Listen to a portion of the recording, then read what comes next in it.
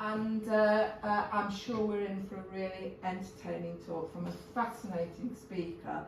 And Anne's going to start with her family home. Yes, my family home was on the Green, and it has been gone far too long. I wanted first of all to say thank you to everybody. It's daunting to see, even for somebody like me who talks non-stop to my poor husband. But I am me, and I'm the same me wherever I am, I hope. But today I want to talk about the village. I want to tell you, because look, here we are in this room, which is the village hall to you. It's my old classroom, because I was here.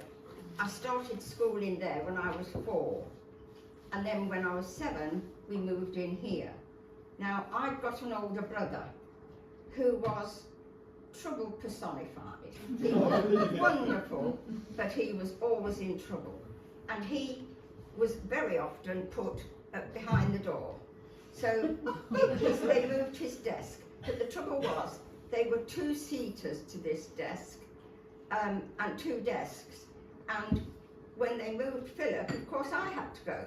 And I was very resentful that I was sitting behind the door when I hadn't done anything. But anyway, it was a lovely school, and it was, Miss Smith used to go down to her cupboard, who was down in that corner, whenever anybody had done, and she'd get a cane out. But she didn't very often use it. And that woman would walk, lived at Saxelby. She would walk to the station. She would catch a train to Dalby, and then she would walk up from the station, and the same in reverse every day. And if there was snow, the fire would be lit, and the ones at the front would have red faces, and the ones at the back would be frozen. But that was the way it was, and nobody complained, and everybody really enjoyed it, school, and it was a lovely school. But then you go on, and this is like,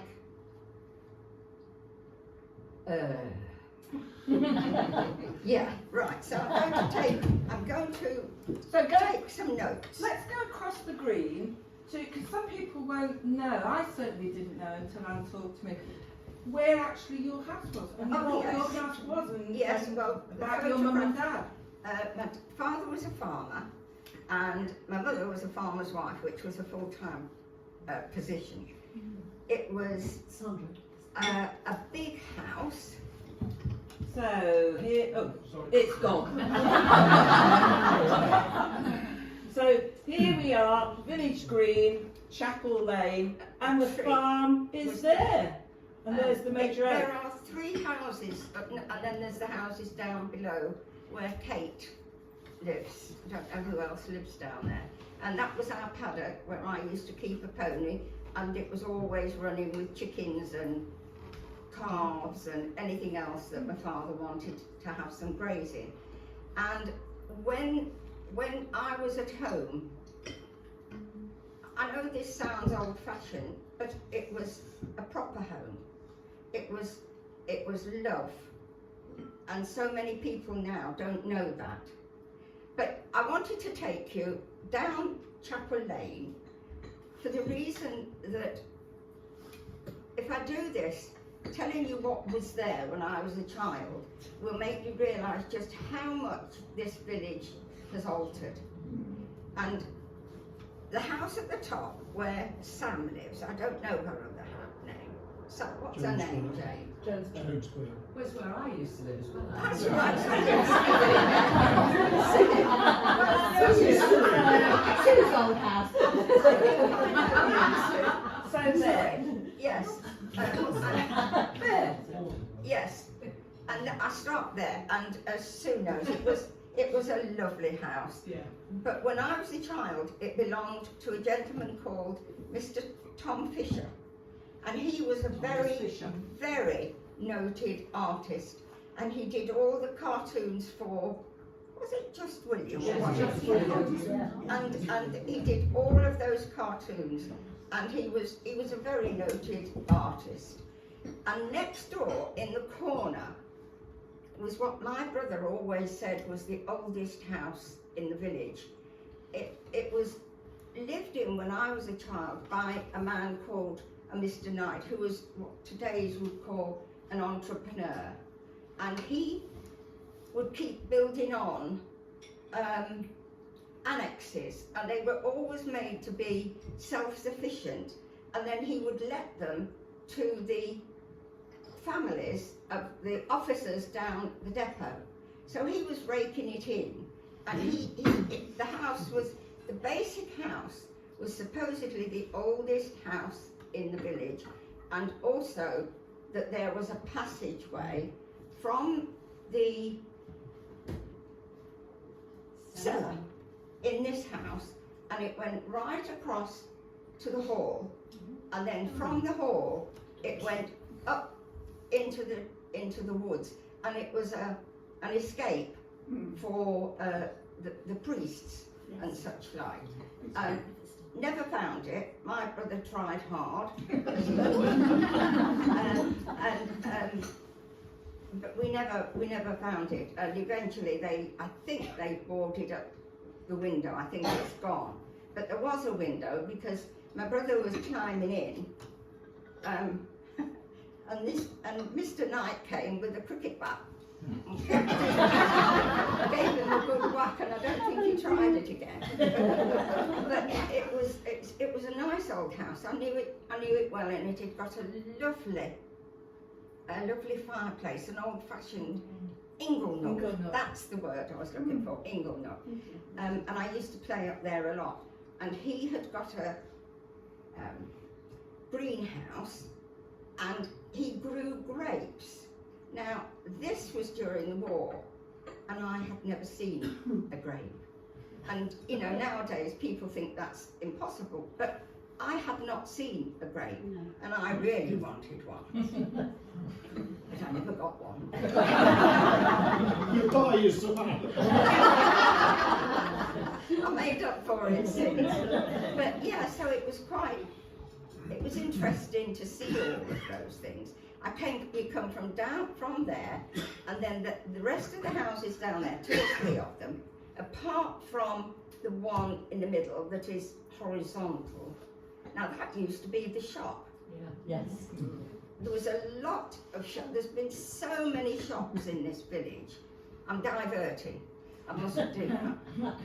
So that was, yeah. So go on from there, and we came down to the thatch cottage, and that was there, of course. And in fact, the longhouse that I just mentioned before, that was also thatched, and it also had gable windows all along, and 3 or 4 I think there were. And then when you got down past the thatch cottage, which is also then still, was our house, and it was a lovely farmhouse, double fronted, 7 bedrooms. We would have loved to have stayed, or I would have loved to have stayed there, but there was no chance. No chance. Today, it was for one of you rich people.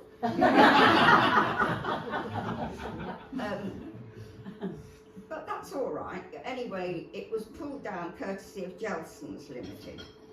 And they built it, and there was quite a lot of opposition. And Sean and Valerie Anderson staged quite a sit-in. But in the end, as you know, the builders always win.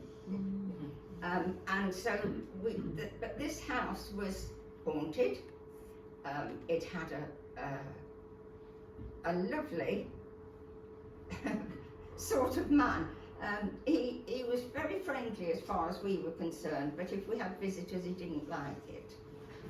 But anyway. Is that the ghost? Yes, that's the ghost. But when the new houses were built, one of the men in it did go to my brother and say, this may be a delicate thing to ask you, but was there ever anything going on in the house? And so Philip told him, because he'd moved into their house and he was being a bit troublesome. He kept hiding their slippers apparently, and he moved coats, and he never did anything like that with us. The only thing he did do was, my mother, the airing cupboard was in one of the bedrooms, and my mother had done a whole pile of ironing of sheets, and we all know what that's like. And she'd got this huge pile. My mother was my height, so she was, you know, and she carried these up the stairs, and she went into the bedroom door, but this entity that she didn't see anything of went by her, and it knocked all the sheet into the air like that. And my mother stood there and shouted at it. You stupid thing! Just look what you've done now, and I'd ironed it all, and now you've gone and do that. But it never said anything back. Now, just before we go on a little bit further, does anyone else here, because I'm very happy for other people to contribute, if you've also got memories of any of these parts she's talking about, does anyone else have any memories of the fishers, the knights and these cottages here, or indeed of the caravans that were Oh yes, I also didn't let tell you out? that, did I? No, Mr. Knight in the corner, as I said, he was an Raking it in, you yes, said. definitely I think that raking was the term she used. and he would do anything to get another lot of family in there because it was good income. And there's a big lawn, it goes a lot longer than this room, which is quite big for a lawn. And he would then have caravans right next to each other, all the way down, and all the way along the bottom, and all the way up here. And each of them was occupied by a family of somebody who was at the depot. Of course, that's a story on its own, because the depot at that time was very, very active. But I'm going to come to that as an entity on its own, because I don't want to get too diverted at this point. But just remind me, I'll talk about the depot.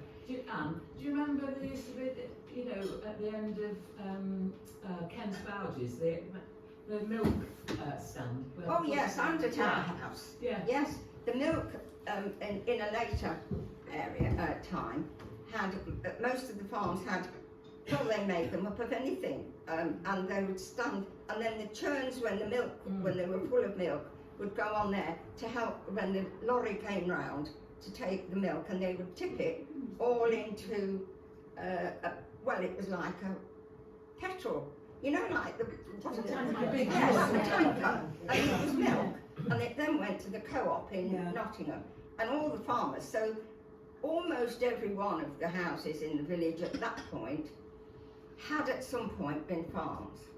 They were all down our road had been farms. And when you go, is that okay? What you wanted? Yeah. So as we got down the road, there was Mr. Graves, it was Mr. Graves in those days.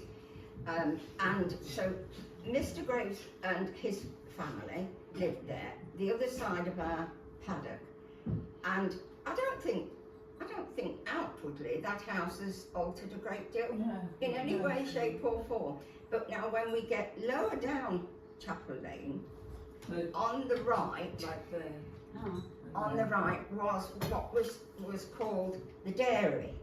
Now this was, by the time I was sort of recognising things, this was derelict, almost derelict, but it had been a thriving place to work, because all the milk from the area came into there, and they made Stilton cheeses, and they were one of the biggest here, isn't it? Yes, they were one of the biggest suppliers of Fox's Lead, is that, yes, that and they made all loads and loads of stuff, and they had such a big staff, a lot of the women worked there, and they all wore, I think it's in my book actually, for those of you that have seen it, they were all in white, and they all wore wellies all the time, because of course it was so wet. It's such a wet process, but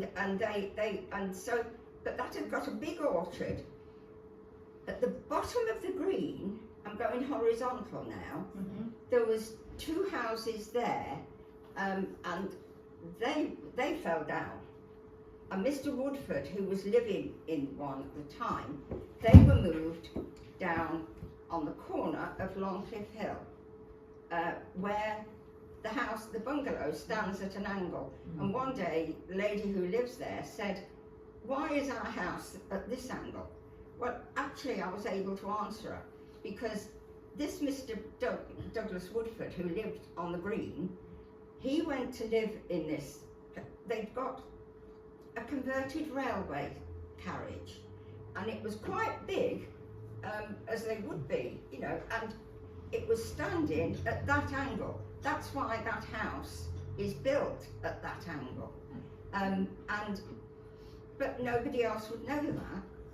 But it was a lovely place. It made very pretty. So it's there. It's Yes. there. And this was then called Back Lane. Back Lane. That's Rather right. than Longstone. Yes. So Back Lane. that's the property I was talking about. And the one he was in, Harold Sponge, that burnt down, didn't it? No, it wasn't Harold. No, Sponge. Who was it? It was Douglas Woodford. Oh, I think he lived somewhere there. Yeah. Yeah. And he moved into there, and then when he got married, his mother died, and then he was free, and he got married.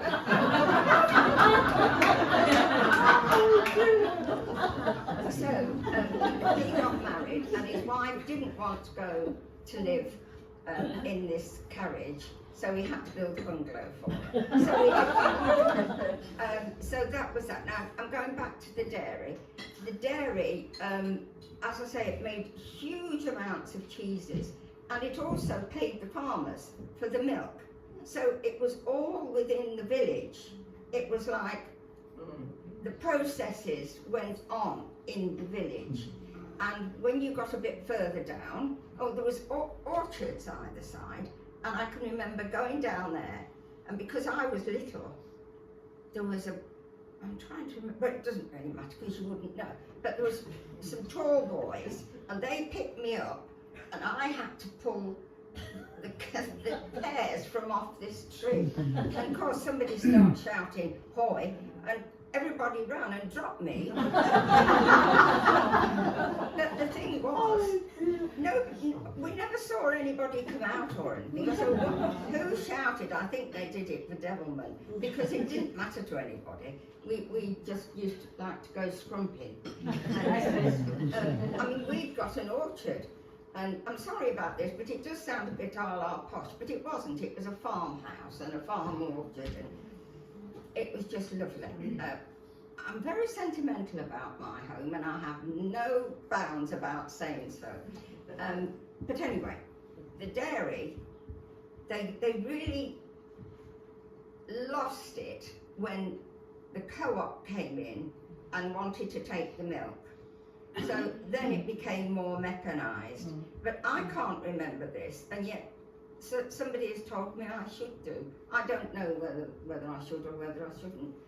But I don't. And there was so many people. The people out here, they were cottages. These cottages are just across the road.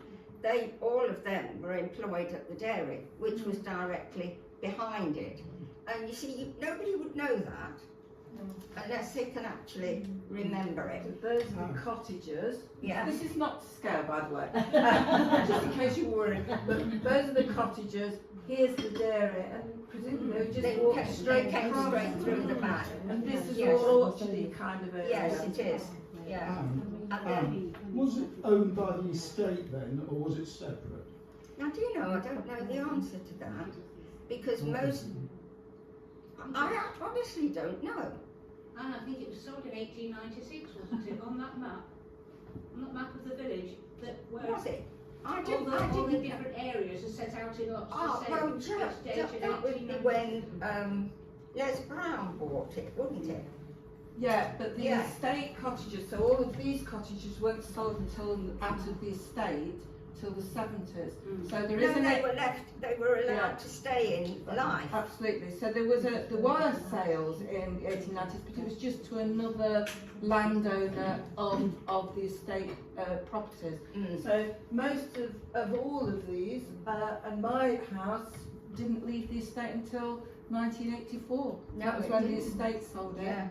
The last 2 cottages in the school, this house was sold in 2004 from the estate. Yeah. And I think Carolyn's house, or Carolyn's previous house, which is up here somewhere, the laundress's cottage up there, that was, I think, the last property of the estate. Yeah. And when was that Yeah, sold? it was the last one. What we bought it, I can't remember. No, we sold it. But Yeah, you, a couple of years ago. yeah, you bought it 16. about 2016, wasn't it? Yeah. So, you know, the estate was still owning properties as late as that. Yeah, that was the last bit. Yeah. So on the other side of the road to the dairy was the shop when I was a child. That's the cottage which is next to Mr. Graves. Mr. Greaves, sorry Hazel. Great. It's just the way things are, isn't it? I mean, it is. That's the Graves' cottage. Yeah. And that's Mrs. Burton's shop. Is it Burton? Mrs. Burton, Yeah. yes, and that was, you know how if you look at that house, it's got a sloping roof piece at the bottom. Yeah. Well, that was wood, and when I think Mr. Knock bought it, that was made of wood, and when you went in, a lady called Mrs. Burton ran it, and if you asked for something that she'd run out of at the moment, but she'd got it, she kept all the stock in the room above. But if she wanted something from out the room above, she had to go and fetch a ladder, and she had to put it to the manhole, climb up the manhole and get some more bread or some flour or whatever it was that was wanted, and then she would come down and then she would take the ladder back. So it was quite an effort, and sadly I only learned that this lady had died. I only learned when it was, and I could have gone to her funeral. This is years ago, and I didn't do so, which I would have done. But so that was the shop. But before, I am wavering a bit. Before that, there has been so many shops in this village.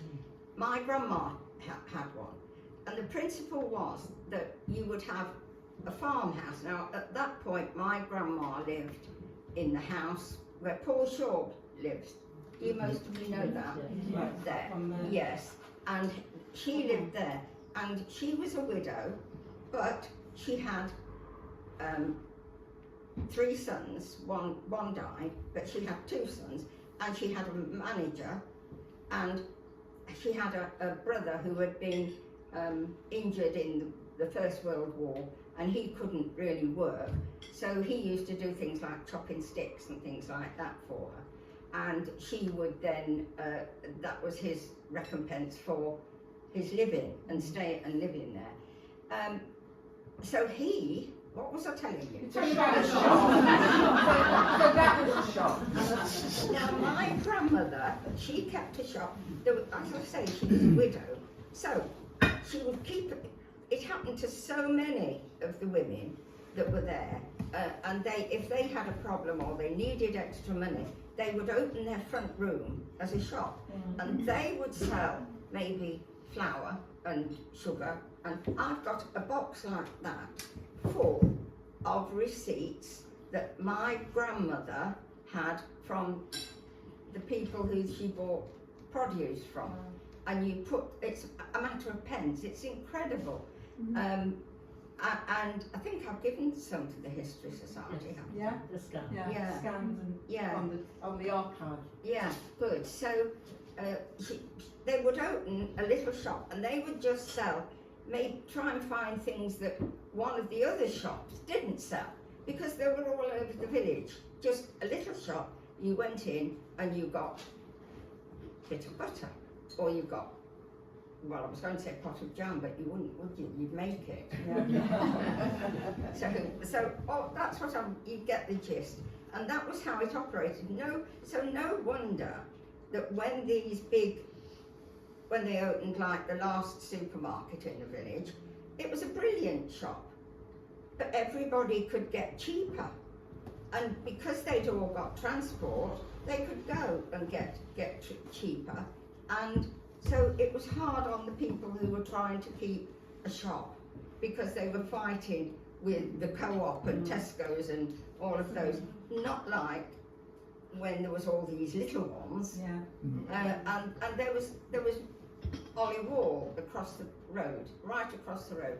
He was the farrier, and he was brought in. Yes, the blacksmiths. That's the blacksmith. The blacksmith shop before that one was at the bottom of Dalby Hill.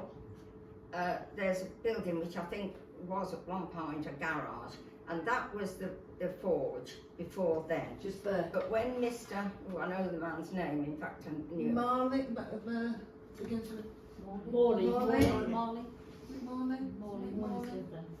Frank Morley. Oh no, that was the house. That was the grey house, Frank Morley. Anyway, this was the forge over there. So people would bring their horses. He had an awful lot to do to start with, because the hall had so many horses, so many, and he had to look after them all. And when, of course, the hall finished, he was sort of left in the air. But then there was always people that had got ponies. There was people who he also, after that, had petrol pumps, and that was quite useful as well. And then he moved on, and Mrs. Wall had a little shop as well. But I mean, that was a brilliant forge, and it was very, very active. People came from all the villages, because if they knew that there was a good farrier, they would always come, and he did a lot of other stuff as well. So now I've gone back down Chapel Lane now. So we've done Chapel Lane. Do you want to Could you tell us about the chapel in Chapel Lane? Yes, I can tell you the about dream? both. Well, they're both chapels, Both really. chapels. The original and then the second. The first chapel was at the bottom of what I described as our paddock. So there's yours, Yeah, and is it this one, or is it there? I can't remember. Just by the Well, it was by the style, Yeah. and it was there, Somewhere and there. but it was only small, and that was when Methodism started in the village, and it was built at the expense of, wait for it, Mr. and Mrs. Austin. And they funded that, which was but it didn't last long enough, because Methodism grew, it wasn't big enough, and they couldn't get enough people in to produce the income that they needed to renew it. So they then went on to look for space to put a new chapel. So they settled, this was the committee that was doing this, they settled on an area, but the man who owned it was a man who was called Aaron, lost it, Aaron somebody anyway, and he was the man that was, now I'm losing myself, where So did I get we're to? on the chapel. We're on the chapel, the new chapel, Yeah. the new build, Yeah, and yeah. the land it was going to be built on. Yes, the man who owned the land had a prize garden, and he didn't want to part with it, so he refused to let them have the land. But then he went to bed one night, and he had a dream that he was doing wrong by not letting them have the chapel there. So he went the next day to this committee and said yes, he would sell it to him. So that was how they got God sent him a dream. That was his intention. So yes, so then the chapel was So built. the chapel was built Yeah. there, and it ran for just under 100 years. Yes, I mean when I moved to the village in '96, I came to the village, 1996, that chapel was still quite thriving. Yes. And in fact, Eric used to hold services there. I remember going Yes. to a service. I closed the chapel. But then it gradually declined in numbers. Yes. I remember that on Old Dalby days it used to be used for exhibitions. I remember one wonderful exhibition of fabulous photographs. I think probably Eric and Chris put them on with other people. Just amazing photographs. But then gradually it just Yes. needed to be sold. Yes, it was sad, Yeah. but I think it Ours was was the last marital service in there. We had Right, our blessing yeah. at our wedding in 1999. Oh, it was a nice lovely. day. Oh, Yeah. that's Yeah. nice. He's still married.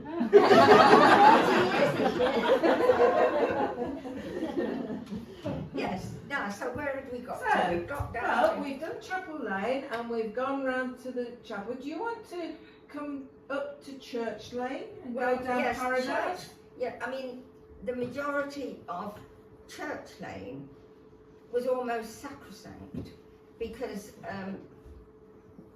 there was the then post office there, and that made it corner. very, very, yeah, but that was just almost on the green as well, Yeah. wasn't it? Yeah.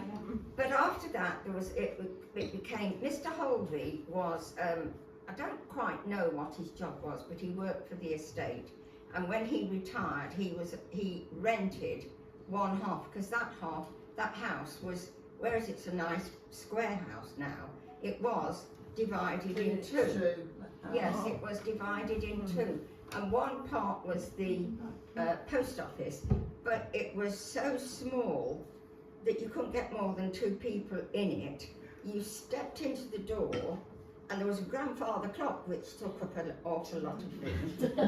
And then the wall facing you, which was possibly 6 foot at length, and then there was a grid, and the lady would come up to there when you wanted anything. She would also read all your mail. She would also she would stand and read what postcards said before they went in the bag. My mother had 2 big parcels every year from her brother who was in Canada, and one would be full of food and one would be full of presents.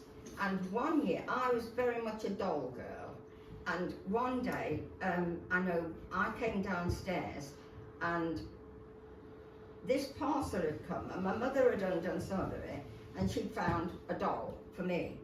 And so she pushed, when she heard me coming downstairs, she pushed these 2 parcels under the kitchen table, but Mrs. Norris stood there, and when I came into the room, she said, "You're going to get a lovely doll for Christmas."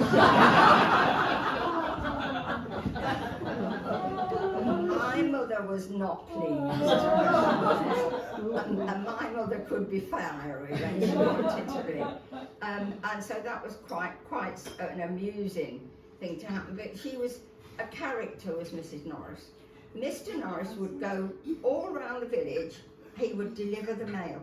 He started off by picking it all up from the station, and when he had done that, he would bring it back, and him and his wife would sort it through, and she would always read any postcard. Postcards were quite a big thing at that point, not particularly picture postcards, but just postcards, because it was cheaper. And she would always have read them, and she would tell everybody else what was happening. But nobody seemed to take umbrage. I suppose somebody could have done, but I never heard of it. But they would always do that, and it was really a 1-2-man business, because they would sort it, they would deliver it, they would sell whatever post offices sell, and Mr. Norris would go back again at 4 o'clock and for another, and it would start again. So they earned every penny that they earned, and they did earn a pretty penny. but on the other hand, it was justified because, you know, they weren't sitting on the backsides doing nothing. Yeah. But anyway, so it was lovely. It was a lovely village. I can't tell you how lovely it was. And everybody knew everybody else and everybody else's business. And nothing, I doubt whether anything would be hidden. The men who worked on the estate, which I haven't even begun to tell you about, they worked hard for their money. But when we had a harvest festival, we used to go up with my friend Eunice. Her father always had a hand cart, wasn't it? Yes. And you pushed it, and it was always made up with wood and pram wheels or bike wheels or any wheels you could get hold of. And we used to go up with this truck, and they would fill it from the whole garden with things like asparagus fern and dahlias and Michaelmas daisies, and then we would take them back to the chapel or the church for decorating for Harvest Festival. I loved doing that. And Eunice's mum used to collect wood, which was a brilliant way of, she'd go with this truck, and we loved to go with her, and we'd go in any convenient wood, and we would pick up sticks, and it was great fun, and there was always dogs around. I still had dogs when I was a child, always. But it was, you know, it was a perfect life. Nobody has a life more perfect than I did, and I am so thankful to God for it. But and Eunice was your best friend, wasn't she? Eunice was my best friend. And I think, I can't see Eunice, I know you're here, Eunice. But Eunice, you lived in the house behind here, didn't you? Yeah, and you lived there for many, many years, didn't you? I was, yes. There's a lot of many a tale that Eunice can When I tell. started this school, Yes. until I left to get married in 1961, I left here. So there you go, and that's right the way through too. So you've also got a lot of stories about that time and about Anne, and they were right there together. I can tell you, I've heard the stories. Anne's father always Sorry? Anne's father always used to call us black and white. Because Yeah. Anne was We and I were a was magpie, Oh, because we were black and white. black and white. Yeah, we were always a magpie. Now, Anne, as we are talking, there's this screen that's going on, and you know, volunteers from the history have put together some of your photographs, some of the other photographs. And I wondered, just to give a little bit of a break for your brain, which is having to work hard, whether you just want to talk us through some of these slides. So look at her, isn't she a pretty little soul? That was my mum. Oh.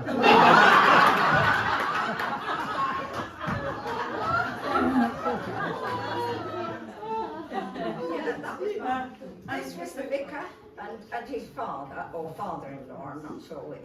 That was the hall as it used to be. Now you can see there, you can't see there. You can. Yeah, those beautiful, beautiful chimneys. Yeah. And I'll probably perhaps get round to telling you that was, they put it up when, Mr.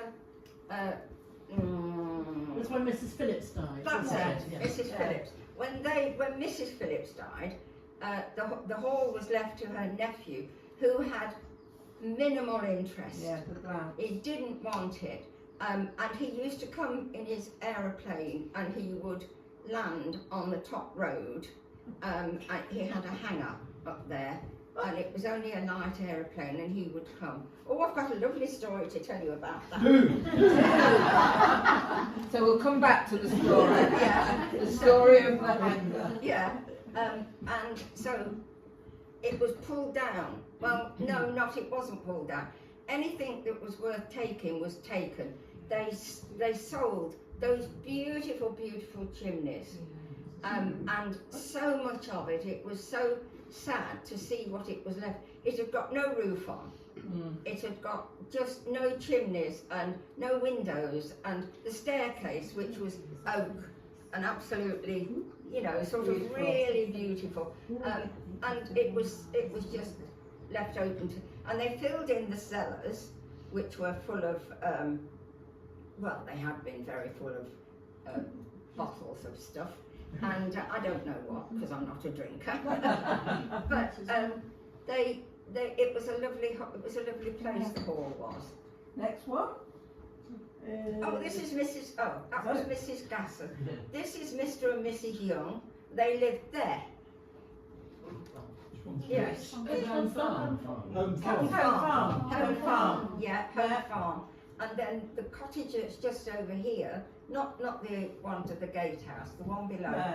That was in there during the war, was occupied by Italian prisoners of war, because we had quite a lot of prisoners of war in the village.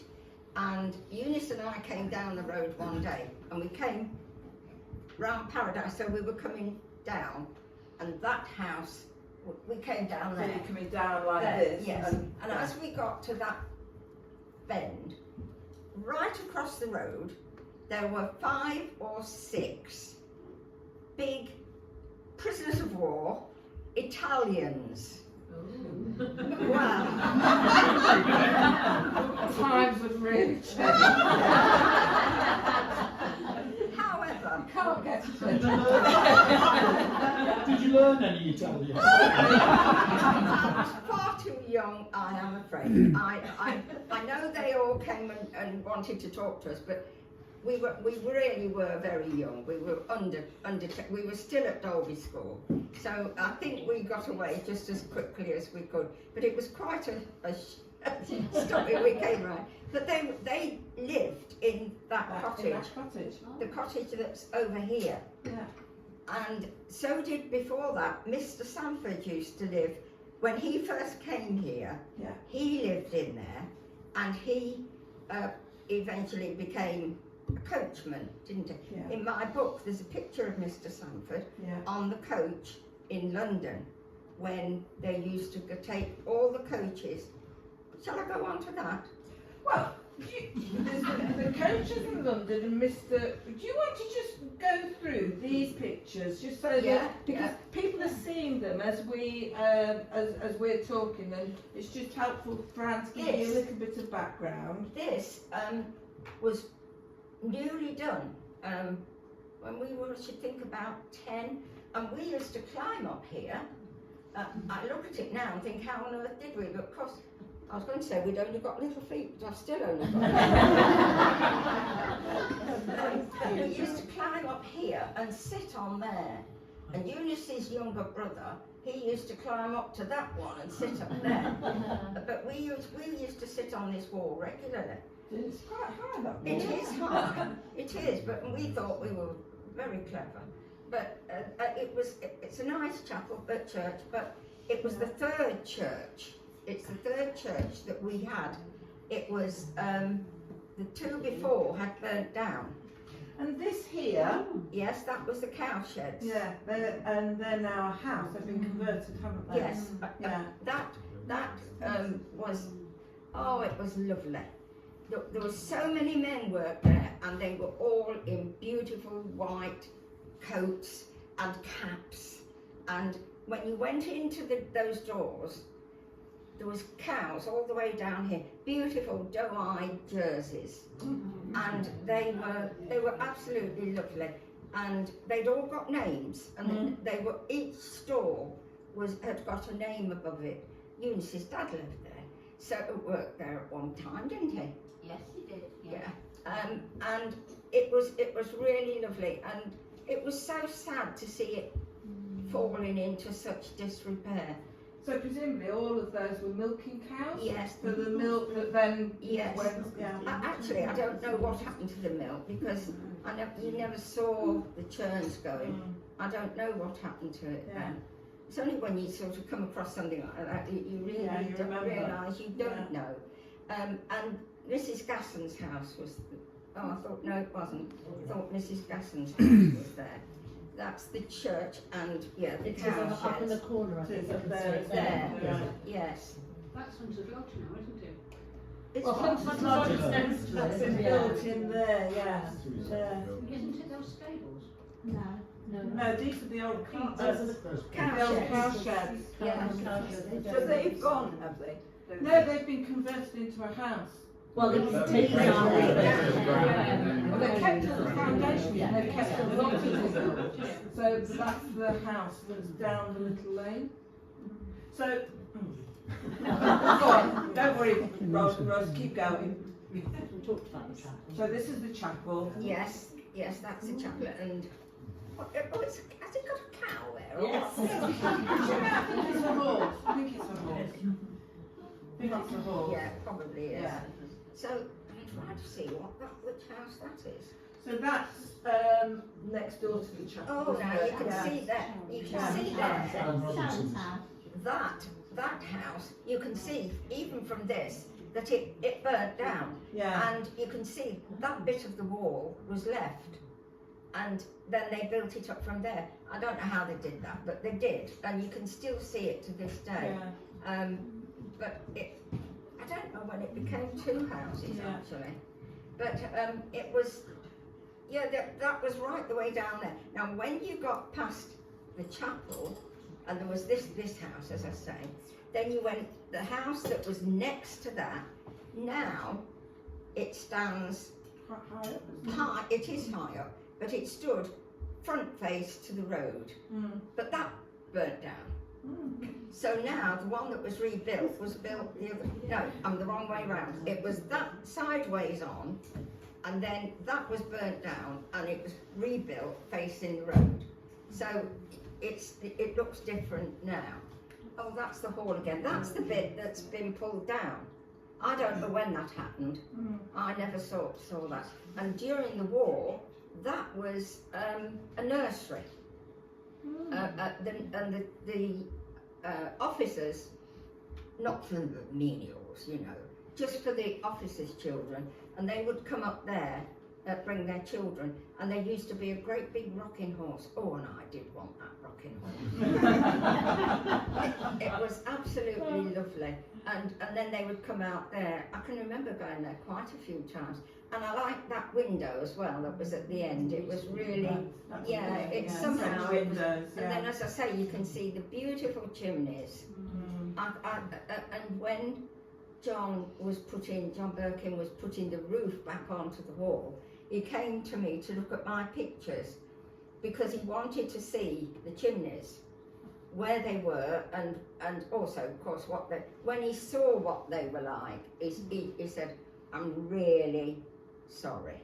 Yeah. So I said, "Why?" He said, "Because I just can't afford to put them back." Because they were twisted. You know how those chimneys, the brickwork was so intricate Yeah. that it was incredible. And they were very beautiful. I always don't know why we always noticed some things, but the chimneys did always attract me. And then of course it came down here, and then we went across out into the fields. And one year, Mr. and Mrs. Blunt, she wanted to be called Blunt, not Blount. That's why James Blunt, the singer, who is related. It's the grandson, I think. Yes, he is. He's the grandson of Tony Blount. The family went to live in the old the mill, Klein-X-C, and they went to live in the windmill. Now I'm going to tell you this funny one. So, I was very sorry because a friend of mine who was in the village, when the family left, her family went with the estate. They went with Blounts, and so they lived in Clyde, and Mrs. Blunt you did come back intermittently, and she came across to my mother one day, and she said, Rosemary had told her that she missed me because we were friends, and I wondered if you would like to go and stay with them for 3 weeks during the summer holidays. She says, if you can be ready. My mum said yes, I could go, and so I went. Well, it was a rickety old Land Rover, and it's quite a long way to climb. Anyway, when we got into well, the area where they've got all the water, they've got high banks and ditches for the fields. Yeah. Well, she started to laugh and she said, I'm going to tell you a story. So I said, right. So she told me that one day she had come home, or come to Dalby, and with the 3 girls, she'd got 2 daughters of her own, and there was always a girl called Tessa who used to come with them. They used to spend the holidays with them. And they were in the back, and she was driving to Clyde. And it was very, very hot. So when they got to a particular point that was quite remote, and they had got this high bank, and the other side was the water. So they decided they would stop and have a dip in the water. So they stripped off completely, and they all jumped in the water. Well, I told you Mr. Major Blunt had a light aircraft. So they were in this water, and this light aircraft came over, who of course they thought was Daddy, and they all jumped up and down like this in the water, and he went round and round again, and round again. I think he went 2 or 3 times, and then he went off. But it wasn't Major Blunt. I knew that was coming. Yeah, and I thought, I mean, I was about 12 and I was quite embarrassed. But it was a lovely story, Did wasn't you it? find out who it was? No, I don't think she did, and I doubt whether she told her husband. But yes, it was funny. So here we are with some This is photographs. down the hill. That's what was Sue's Yes, house, yeah. Sam's. Oh, this is what I said was the old forge. Yeah, over there. Yeah. And this is coming down. This is coming down And the hill. that's why the gate, there's a gate there, and that went through the field to the windmill Yeah. that's on the top of Debdale. And can I see from there? Is our house? So you can see, well, your house is just There. through the background Yeah, there, isn't it? yeah. And That's- there's the Greaves's or Graves's Greaves's, or Yes, Yeah. yes. And then, but those others are quite like Michael's house, Michael Yeah. and Delia's house. That was That's still further down, that much was, further down that was there. owned by a man called Gentleman Johnson.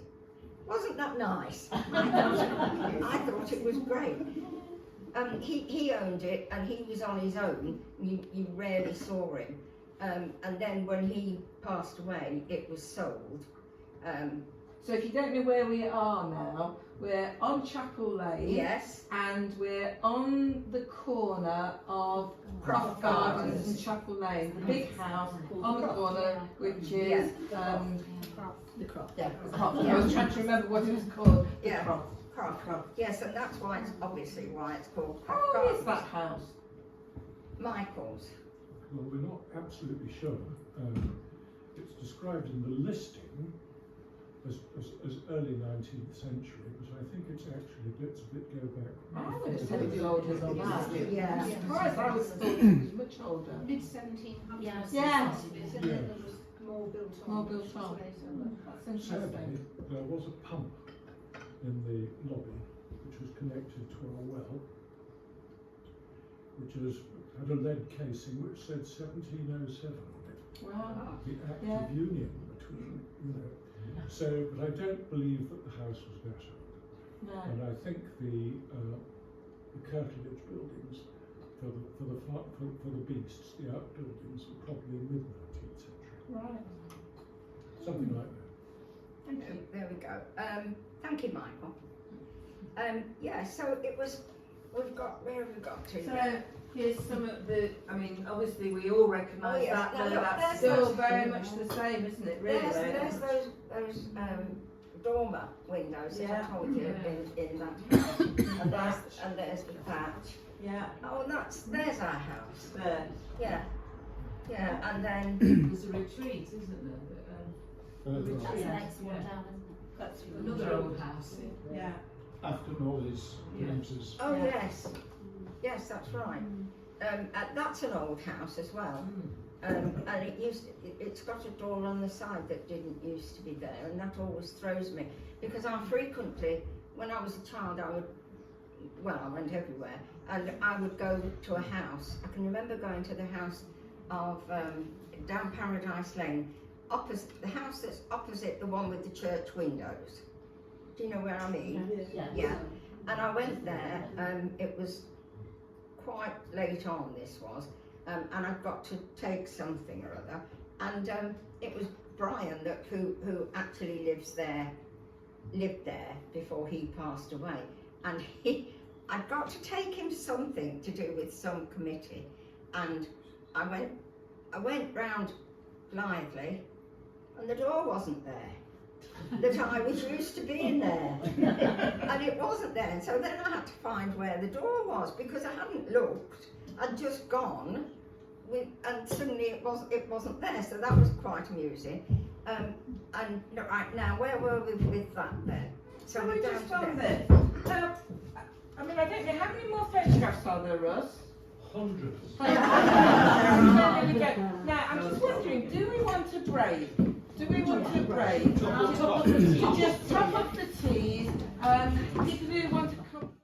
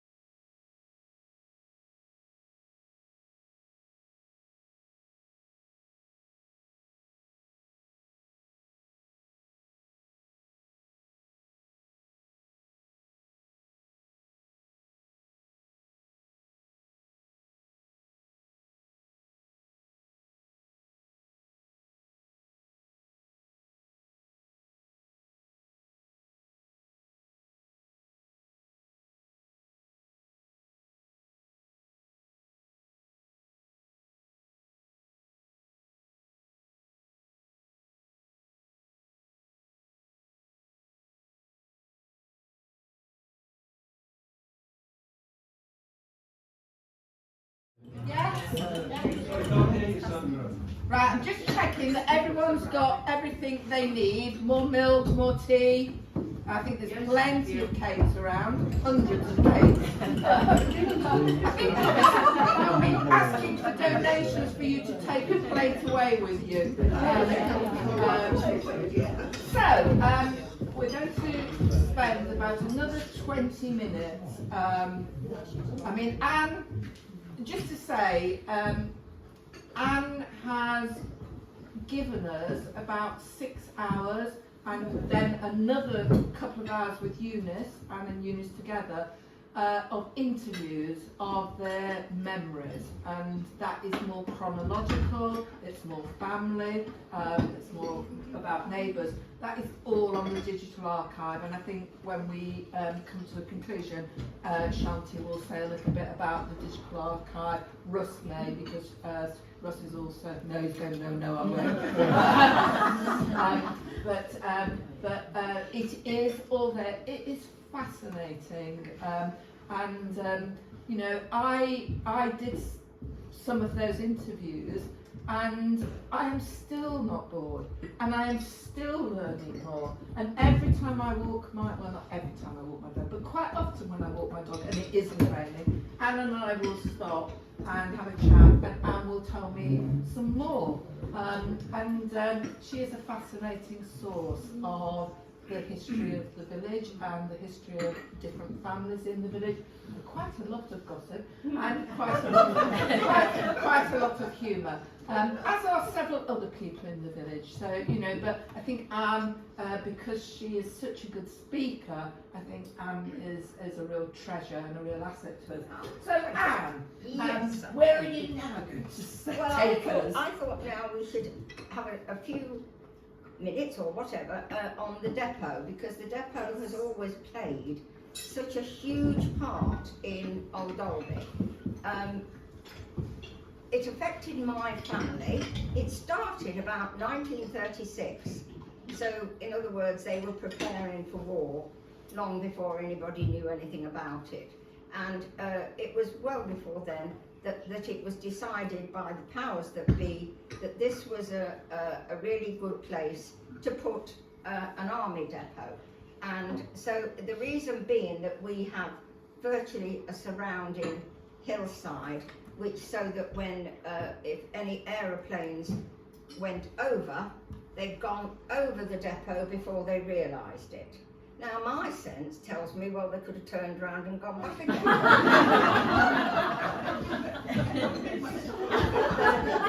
Who am I? Anyway, it was a very big thing, but people don't realise nowadays. It's because it's all gone, but it was an immense depot, and there were over 4,000 soldiers there at one point. Now that is a lot. And I'll just tell you one little story. At that point, when I was only about 3, and my father had built one of the houses the other side of the depot. There's 4 or 5 detached houses before the big one that was owned by the man who built all the rest. And ours was the last one at the moment, until somebody probably built some more. But that was where we were, and so we were affected because we've got the depot on that side and we've got the station on this side, and the station was paramount. Now, when the soldiers started coming in on a Saturday or a weekend, I presume it would be a Saturday, they were given so many hours off, and they would then go to Nottingham. And there was trains, wonderful train service we had, and they would get on the train, they would come marching up here, and the house almost resounded with a thump, thump, thump, thump of nail boots, boots with hobnails on them, and all these soldiers would walk by, and there was a lot, and I would stand on our gate, about 3, I think, and as they went by, they got used to the fact that there was a little girl standing on the gate, and they would save their chocolate for me. And so, here you are, little girl. Of course, I'd beam and run into my mother and put it on the kitchen table, and she'd say, "Go on back." And off I went again. So we had a nice little stash of chocolates and sweets and things like that, courtesy of the depot. And of course, sweets were rationed. I think we got £1/4 pound a week. Don't go far when you like sweets. Anyway, I wasn't used to a lot of sweets, so until it was, I don't know when chocolate came back on, but I liked it anyway. Yes, so there were so many of these soldiers. There was one incident which was very unfortunate, and when they first built the station, they built the bridge with, well, if you imagine there was a parapet like that, and over there was the road down there. So the trains were very long, as you can imagine, with all the soldiers that were there. There was many carriages, and when they came back one night from Nottingham, they got into the station, but of course there was carriages down here who hadn't got as far as the station. But this soldier opened the carriage door and saw the top of this wall and stepped onto it thinking it was the platform, and he took a step straight down onto the road. So unfortunately he died, and that was quite a big thing at the time. Can I interrupt you? Did someone here see a ghost? of that soldier. Yes, hello. Yes. December, just before Christmas, about 10 years ago, and I can see him now. And I was driving along, and I was thinking actually about what I was going to cook for Christmas dinner. And all of a sudden there he was in the road in front of me, in khaki. And I described him as having gaiters on, but a friend told me they'd been puttees. But yeah, I mean, I can see him now. He was there and then he was gone. Yeah. And he just stood there under the bridge. And I yet, think that's as a child, the absolutely times wonderful. I'd been down to the village to play and then ran back at night when it was dark, sort of thing, you know. But yeah, I was thinking about anything and everything bar that, and then all of a sudden there he was. Yeah. But Jim was in the army down here, and he had a friend, and my mother had been telling them this. They'd come up to our house, and one night my mother had been telling them about this happening. Well, then an owl swooped over them, and Jim's mate was so petrified, he ran all the way back to the depot. If you look heavily at the bridge now, you can see where they extended. That's right, you can. Yeah, built it up to stop that. So that it was that much higher, and therefore, when they opened the door, they would see that there was, it wasn't the platform. But it was it probably taught them a lesson, because there could have been several others. Anyway, right, where are we going from there? Let me just have a quick look. There was over 4,000 soldiers at one time down here, and that's a lot for a little village. They had a naffy, which was very useful to a lot of people when we didn't have a shop, because by then we probably didn't have a shop for long, because they couldn't make enough money. But there you go. The depot was highly influential in the village. There would be, I have an idea, there was 14 or 15 buses came down past our house every morning. There was people, of soldiers from other bases, and at one point there were some Americans. I like that. Now at this point, I think I was working, so I appreciated it. And I would walk down the road just as these. It wasn't. I had to go at that point because that was when the bus was. But I liked that. And so it was. You walked out, and these lorries of soldiers. When we were children, I'm going back a bit now. When we were children, they would go down and they would throw sweets out to us. Or when it was the Americans, we would run after them down at the road, shouting, "Give us some gum, chum!" And they used to throw gum out at us, because of course the Americans always had. So we were all rushing to pick it up. And Eunice's younger brother was the prize grabber. He was very good at it, because he was small and he was very agile, and he could get where nobody else could. But yeah, so it was a that was a different part. And one of the things that Anna told me about, and I suppose, because I'm the post-war generation, and I've not realised, it's just the extent to which prisoners of war were integrated into working in the village and in the community. Yes. And I know you had a German prisoner of war living with you. But that was because my mother wouldn't let my dad have a land girl. Why not? It's true. He would not. He was greatly forbidden that he was not having a land girl, because the land was right down the other side of the station, and she would be able to see what was going on. I don't think my dad would ever have done anything like that, but I didn't know him when he was a young man. So, yes, it was. So you had a prisoner of war. We had a prisoner of war, which I never quite understood where he was billeted or whatever. But they sent him because he had been with another farmer in the village. This man, his name was Carl.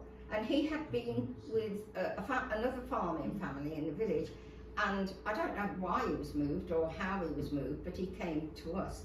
Now, let me just tell you that he told my mother that when he had been with this other farm, he had to sleep in the barn, in the hay, and his food had been taken out to him on a tin plate and he had to eat it in this barn.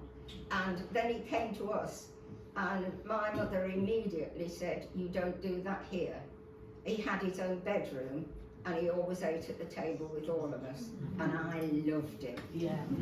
And I know one night I fell down the stairs and I injured my ankle. So I woke up in the night and my ankle hurt. So I went down this long passage and got in bed with Carl. She hasn't changed. Yeah. So I mean, of course, my mother came in. He'd got up and gone out with my father to the milking, and my mother was looking for where I was. And when she found me in his bed, she was pretty mortified. But Carl had got 12 children. He would not have harmed me for all the tea in China. And I obviously knew that because I loved him. And I would have loved to have been able to have met up with him again.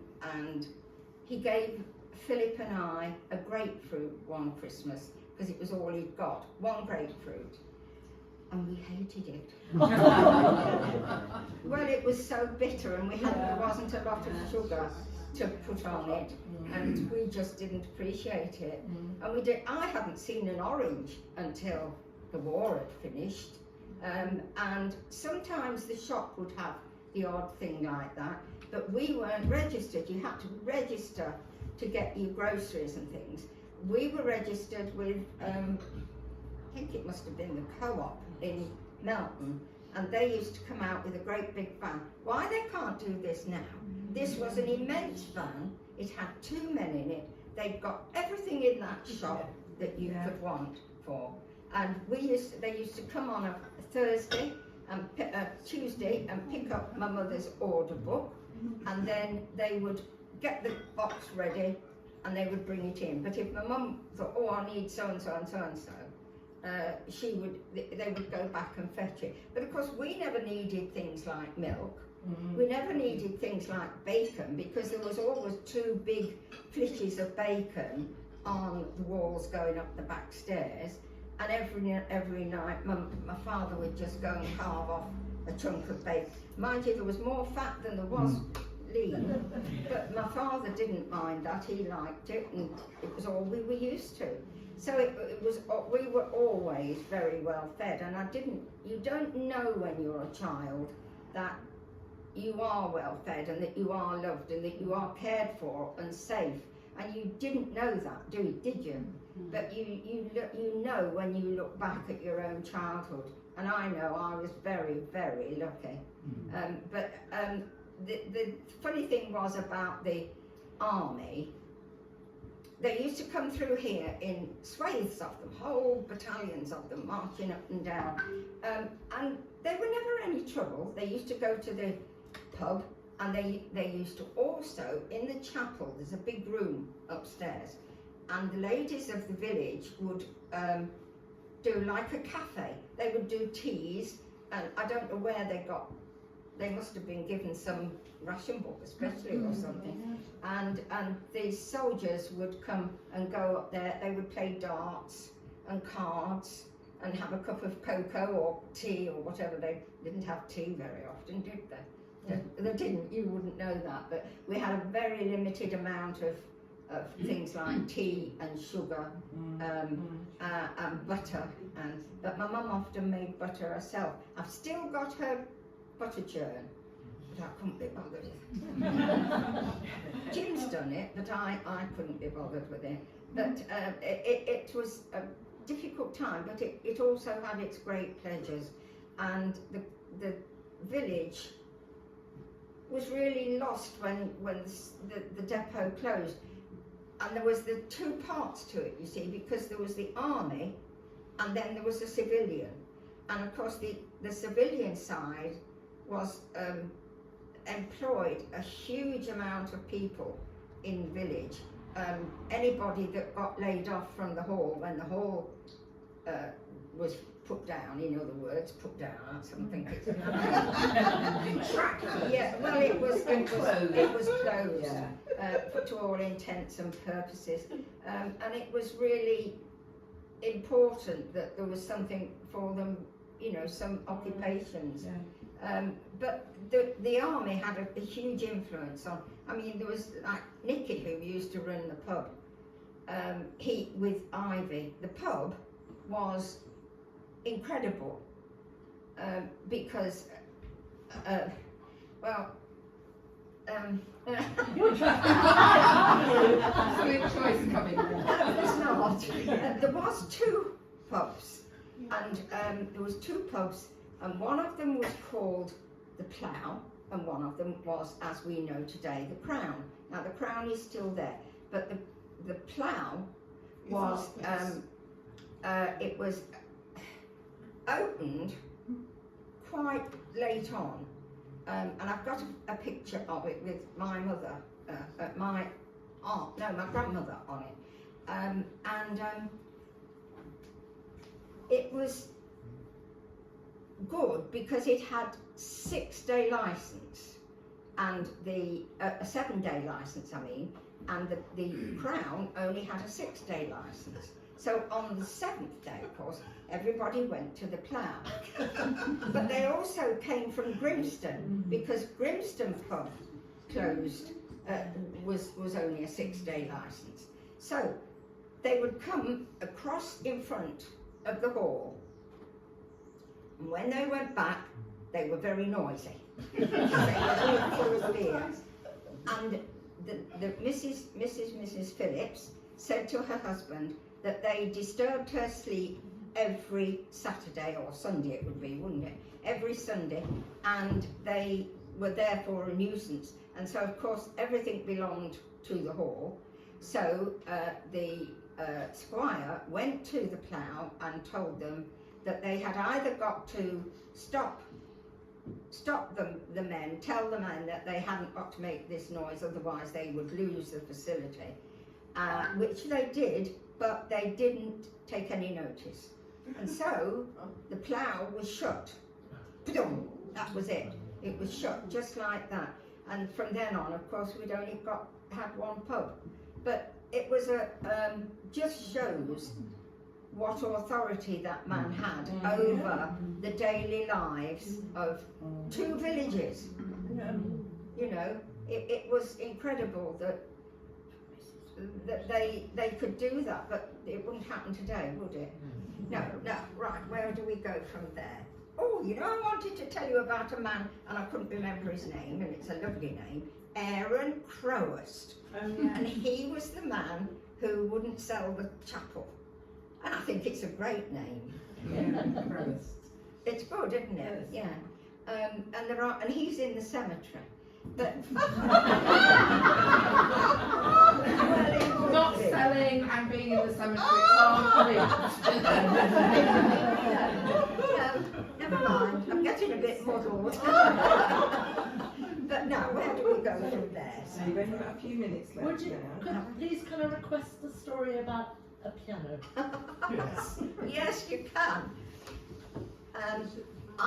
There was a family in the village, and they lived in a farmhouse which had been divided in half to accommodate 2 labouring families. I think it's where North Lodge is now, is it? Somewhere down there? No, it's the one down that Near the Jerry and Jerry. East Lodge, yes. But then it became very derelict. But then it was all put back again. But when it was being used at the back, the front faced the main road. The back there was pigsties down there, and my friend, in this house they only used one room. I don't know why they didn't use the other room. There was 2 rooms, one either side of the stairs. And this was the room they lived, they breathed, they ate, they cooked. They did everything in it. And in it was a grand piano, which was grossly out of place with everything else. And my auntie was sister to the man who lived there. So my mother one day said that she'd been down there and she'd been asked to go in, and they'd got a grand piano, and it was so incongruous to the situation that she couldn't understand why they would have a grand piano. And the reply that she got from my aunt was that if she had lifted up the grand piano, she would have found that it was the larder.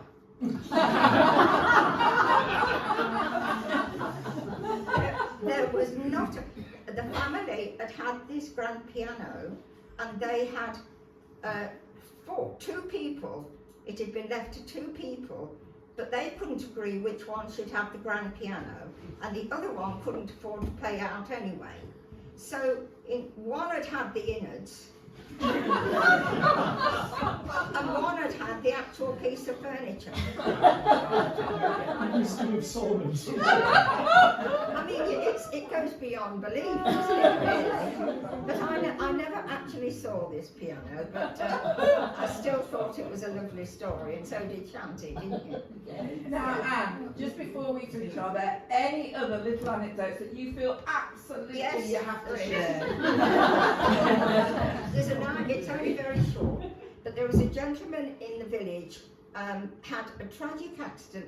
Now this was before the war, and he was quite a young man, and he farmed some land near where my father was, had land, and they were all using horses at that point, and he was mowing the hay, the grass for the hay. So the mower is attached to the horse, and it comes out at an angle like that. Yeah.